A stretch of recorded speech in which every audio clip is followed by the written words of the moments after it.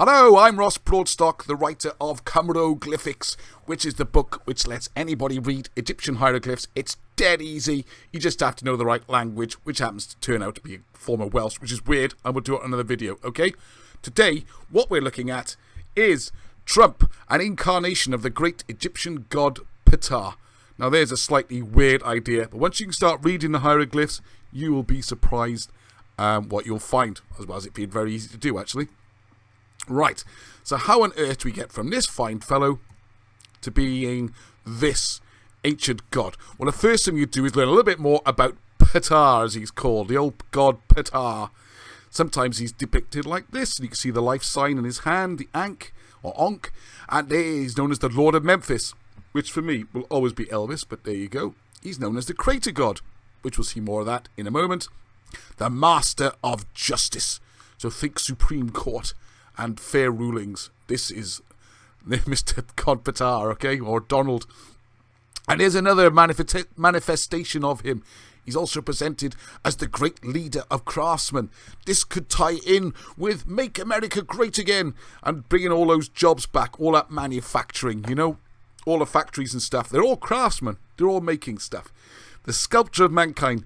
Yeah, it's a little bit tricky to work that one in. But the creator of arts and crafts, which again could go in with the manufacturing industry and bringing it all back to America. Now, how does all this tie in then? And then the more serious side.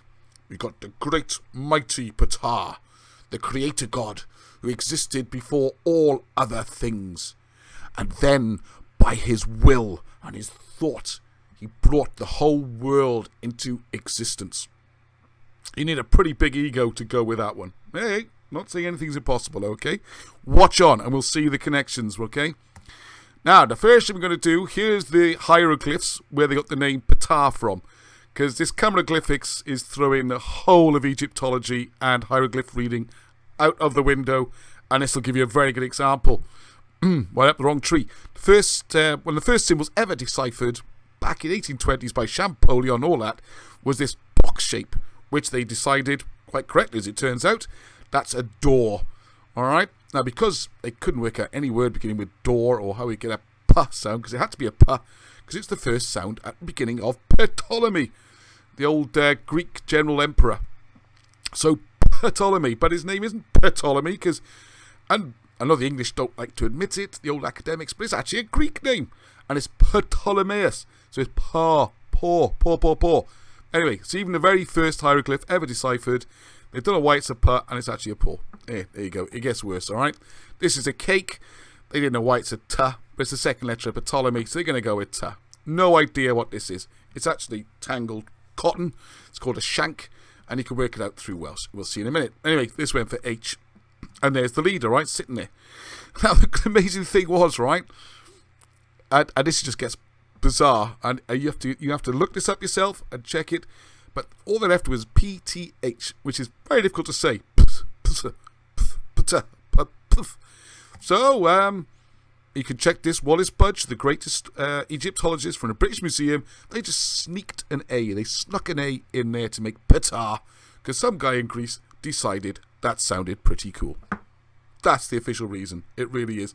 You could put the A a little bit earlier, and you got path on at the front, opita, whatever you like. The problem they have is that conventional Egyptology says there are no vowels in hieroglyphs, which is just ridiculous because they're everywhere. You know, like Alexander's got about 5 and you can see them and everything. It's weird. But because they've gone down that route, they're now stuck. And you have to invent vowels, which Wallace Budge calls vowels of convenience.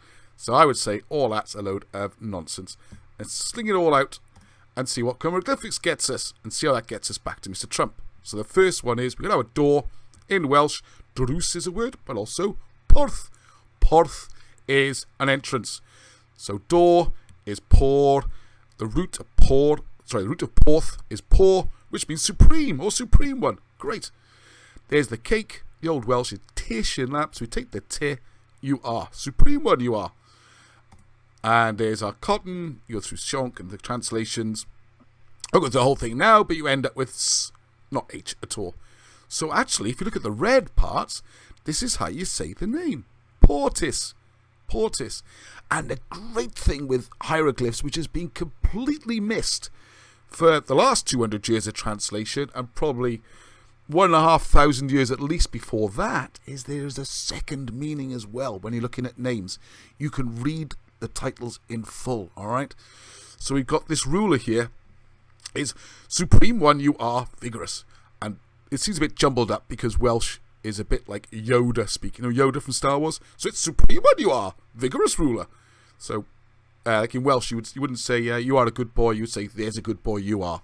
That's another proof, if you like, or at least evidence that Welsh, for some bizarre reason, which you can find out all about, is the language behind the hieroglyphs, okay? It's not a new idea, it's been on a couple hundred years, but Wilson and Blackett finally cracked it in the 80s, and here it is, okay? So you are the Supreme One, the vigorous ruler. Is it God at all? But anyway, let's go along with the conventional on that for now. So what we have, this character here, how is he this, though? Now, some of you might already click this, I reckon, because if you look at it, what is his job title? He's the President of the United States. Yes. And if you watch things like West Wing and other dramas, apparently they call him POTUS, which makes perfect sense. You can't say, oh, is the President of the United States in every time you want to talk about him. So they just call him POTUS, apparently. POTUS or POTUS. Now, when you take out the American accents, the British accents, all that kind of stuff, you get POTUS and POTUS are the same phonetically, all right? And the hieroglyphs are spelt phonetically. It's all done with sounds. So those two are the same. So effectively what you have is this guy, a beloved leader, is the same as the ancient god, correctly called POTUS, not Ptah. They are both POTUS. How weird is that? But you can also think about this. All of these former presidents, when they were alive and in office, it's an old photograph, they're all POTUS.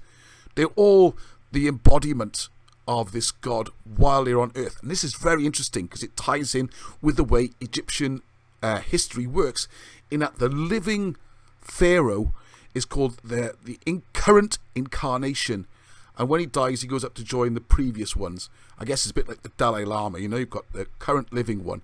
So all these are now passed into the previous pantheon. They become stars, wherever happens to the previous gods. But the living incarnation of POTUS is Donald Trump. I don't know for how much longer. Hey, I don't get a vote in this one, so don't go attacking me, alright? The election's coming up, and I thought it'd be fun to put this in, because you can see the obvious connection with POTUS and POTUS, and there you go. And there's so much more you can learn from hieroglyphs, and it's dead easy. We got free videos on this website. You can just go down and have a look for free. Go to the playlist called Cymroglyphics. They're in order, so you can learn that way. Love you to buy the books if you could, please. They're available on the Cymroglyphics.com. Cymroglyphics, a name I've made up. Cymru for Wales, and glyphics, like hieroglyphics. eBay and Amazon co.uk. Going to be in America soon. There's a publisher who's going to be publishing them over there, which will make it easier for our North American friends. Please also help promote this channel. Desperately trying to get it up and spread the word, because this is easy. And if you think about it, it should be. Our children go to school, you expect them to be able to read and write by the time they're 5, 6, 10, whatever age you set it at. It's not meant to be difficult. It's not something that you need to spend years at university, be an absolute genius and be some learned professor. Writing is a basic skill that everyone needs to be able to do. And my children can already do this. They can read and write their names. They can read most of the text. There's a few things we're not too sure about, maybe just can't work out what they're drawing. Apart from that, honestly, it really is very, very easy to do. And really good fun. You can do names, set up your friends, all sorts of stuff. Anyway, enough of me going on about that. The point is, Donald Trump is POTUS. He is the great Egyptian god of creation and making stuff. So, also, anyway, the Welsh word for peace is hedwch. So until the next time, hedwch! Thank you for watching the video. I hope you enjoyed that and found it informative. Britain's Hidden History Group has so much more going on our YouTube channel. The one you're watching now, there's a live stream, 8 o'clock UK time every Sunday. We speak to people like Wilson and Blackett, reprint their old books and help produce new ones. We go researching to the tops of mountains, all the way down to the bottoms of caves. Busily recording the books, you can listen to them as well, and looking at mysteries and working out what we're not being taught in schools and preserving it, because the physical and written evidence is rapidly disappearing. You can also find out how to read ancient writing and hieroglyphs using the Welsh language. It's amazing. There's a Facebook group where this is being discussed. Along with a website, you can buy the books and help us. Also, as you can see, there's now a Patreon page where just a few pounds a month will make all the difference in trying to keep the project going and preserve this history for future generations, and also to find out for ourselves what is going on, what is Britain's hidden history. So until the next time, Heddwch!